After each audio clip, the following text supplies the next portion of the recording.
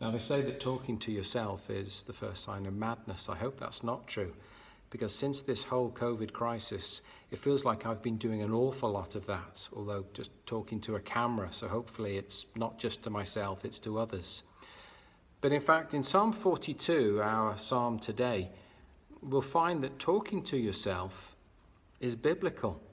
It's what God's people did in times of crisis difficulty.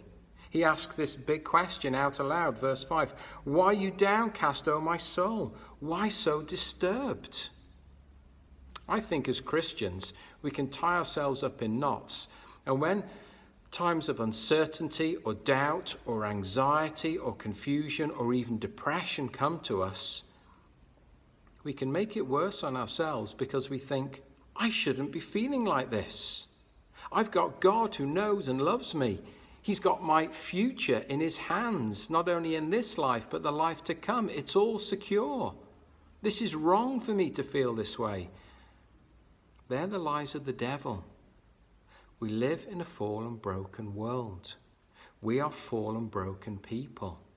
We will have struggles in this life, just like many of God's people did in the scriptures. They teach us that important lesson. And part of this distress that he has, it all comes from the beginning of the psalm, where there's that beautiful description of a deer panting for streams. You can imagine it there in the Middle East. This deer is desperate just to find some water to quench its thirst. And he says in verse 2, my soul thirsts for the living God. So it's not as though he's not calling or crying out for God. And yet all he finds in verse 3 are his own tears. It goes on that he's taunted by others. In verse 9, he builds right up to almost accusing God and saying, why have you forgotten me?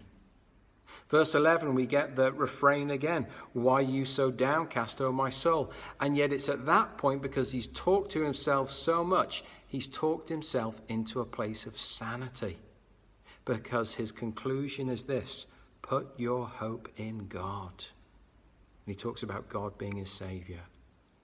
At times, we need to give ourselves a good talking to and to talk to ourselves about truths, not feelings, that we must depend on, even when we're feeling at our wits' end.